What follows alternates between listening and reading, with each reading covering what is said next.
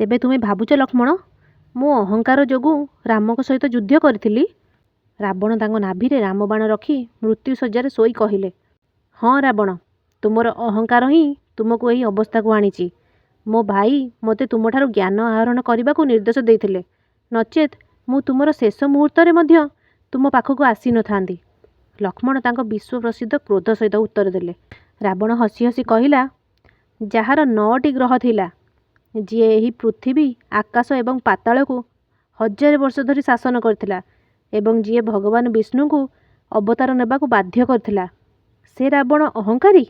ତେବେ କ'ଣ ମୋ ପୁଅ ଇନ୍ଦ୍ରଜିତଙ୍କ ସର୍ପଫାସ ଦ୍ୱାରା ପରାସ୍ତ ହୋଇଥିବା ବ୍ୟକ୍ତିକୁ ଏପରି ଅହଙ୍କାର ଶୁଭେ? ରାବଣଙ୍କ କଥା ଶୁଣି ଲକ୍ଷ୍ମଣ ଟିକିଏ ଲଜ୍ଜିତ ହେଲେ। ରାମଙ୍କ କଥା ମନେ ପକାଇ ସେ କିଛି କହିବାକୁ ଉପଯୁକ୍ତ ମନେ କଲେ ନାହିଁ। ରାବଣ ତାଙ୍କ ପାଦ ପାଖରେ ଠିଆ ହୋଇଥିବା ଲକ୍ଷ୍ମଣକୁ ଚାହିଁ ନୀରସ ସ୍ୱରରେ କହିଲେ, ଲକ୍ଷ୍ମଣ, ଏହି ଦୁନିଆରେ ସର୍ବଦା ମନେ ରଖିବା କଥା ହେଉଛି ଯେ ଯଦି ତୁମେ ତୁମର ଗୁପ୍ତ କଥା କାହାକୁ ଦେଇଛ, ତେବେ ସେଗୁଡ଼ିକୁ କେବେ ବି ନିଜଠାରୁ ଦୂରରେ ରଖ ନାହିଁ। ଦ୍ୱିତୀୟତଃ, ଏହି ଗ୍ରହଗୁଡ଼ିକୁ ନିୟନ୍ତ୍ରଣ କରିବାକୁ ଚେଷ୍ଟା କର ନାହିଁ। ଯଦି ତୁମେ ସମସ୍ତ 9ଟି ଗ୍ରହକୁ ନିୟନ୍ତ୍ରଣ କରିଛ, ତେବେ କିଛି ଶକ୍ତିଶାଳୀ ଦିବ୍ୟଶକ୍ତି ତୁମ ଉପରେ ଆକ୍ରମଣ କରିବ, ଯାହାକୁ ତୁମର କୌଣସି ଅସ୍ତ୍ର କାଟିପାରିବ ନାହିଁ। ତେଣୁ ହେ ଲକ୍ଷ୍ମଣ, ଯଦି ତୁମେ ସମୟଠାରୁ ଆଗକୁ ଯିବାକୁ ଚାହୁଁଛ, ତେବେ ସମୟ ସହିତ ପ୍ରବାହିତ ହୁଅ। ସବୁବେଳେ ତୁମର ଶତ୍ରୁକୁ ବଡ଼ ମନେ କର ଏବଂ ତାକୁ ଛୋଟ କର। ତୁମ ଭାଇ ରାମଙ୍କ ଠାରୁ ଏହା ଶିଖ। ଏବଂ ହେ ଲକ୍ଷ୍ମଣ, କେବେ ବି କୌଣସି ମହିଳାଙ୍କୁ ଅପମାନ କର ନାହିଁ, କାରଣ ଯଦି ସମସ୍ତ ଦେବତା ଗୋଟିଏ ଗାଈରେ ବାସ କରନ୍ତି, ତେବେ ସମସ୍ତ ଦେବତାଙ୍କ ଶକ୍ତି ଗୋଟିଏ ନାରୀରେ ବାସ କରେ। ଏହିପରି ଭାବରେ ରାବଣ ଲକ୍ଷ୍ମଣଙ୍କୁ ଅନେକ ସାମାଜିକ ଏବଂ ରାଜନୈତିକ ନୀତି କହିଥିଲେ। ସବୁ କଥା ଶୁଣିବା ପରେ ଲକ୍ଷ୍ମଣ କହିଲେ, ମୁଁ ଆଶ୍ଚର୍ଯ୍ୟ ହେଉଛି ଯେ ଏତେ ଜ୍ଞାନୀ ହୋଇ ମଧ୍ୟ ତୁମେ ଶ୍ରୀରାମଙ୍କ ସହିତ ଯୁଦ୍ଧ କରିଥିଲ ଏବଂ ମୃତ୍ୟୁକୁ ଆଲିଙ୍ଗନ କରିଥିଲ। ହଁ, ମୁଁ ରାମଙ୍କ ସହ ଯୁଦ୍ଧ କରିଥିଲି, କାରଣ ମୁଁ ଅମର ହେବାକୁ ଚାହୁଁଥିଲି।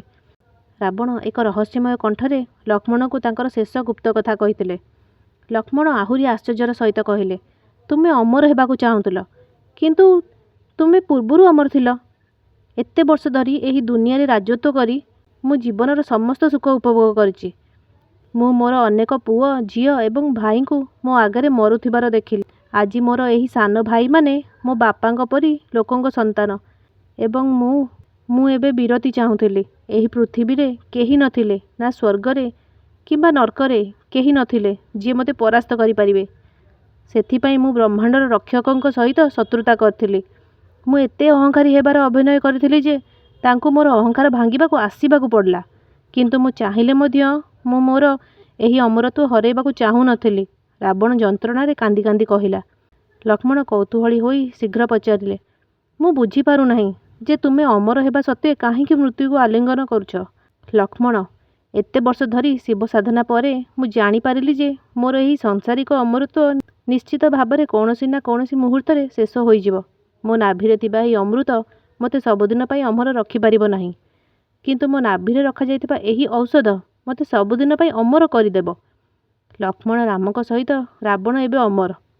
ରାବଣ ବିନା ରାମଙ୍କ ଆଲୋଚନା କେବେ ବି ସମ୍ପୂର୍ଣ୍ଣ ହେବ ନାହିଁ ଏବଂ ଏହା କରି ମୁଁ ବିଭୀଷଣଙ୍କୁ ଦିଆଯାଇଥିବା ମୋର ଗୁପ୍ତ କଥା ପ୍ରକାଶ ପାଇବାର ଭୟରୁ ମଧ୍ୟ ମୁକ୍ତି ପାଇଲି।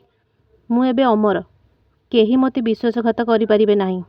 ଏହି ଅମୃତ ଗ୍ରହଣ କରି ମୁଁ ଏବେ ବିଶ୍ରାମ ନେବି। ରାବଣ ଅତ୍ୟନ୍ତ ଖୁସିରେ ଏହି କଥାଗୁଡ଼ିକୁ କହିଲେ। ଲକ୍ଷ୍ମଣ ତାଙ୍କୁ ପ୍ରଣାମ କରି କହିଲେ, ହେ ମହାଜ୍ଞାନୀ, ଏବେ ତୁମେ ସର୍ବୋଚ୍ଚ ବିଶ୍ରାମ ଅର୍ଥାତ୍ ମୋକ୍ଷ ପ୍ରାପ୍ତ କରିବ। ତୁମକୁ ଶ୍ରୀହରି ପୁରସ୍କୃତ କରିଛନ୍ତି। ହା ହା ହା। ଲକ୍ଷ୍ମଣ, ତୁମେ ଜାଣ କାହିଁକି ମୋର ଶେଷ ମୁହୂର୍ତ୍ତରେ ରାମ ମୋ ସାନ ଭାଇ ବିଭୀଷଣକୁ ପଠାଇବା ବଦଳରେ ତାଙ୍କ ସାନ ଭାଇକୁ ମୋ ପାଖକୁ ପଠାଇଲେ। ଏଥିରେ ଗୁପ୍ତ ରହସ୍ୟ ଅଛି।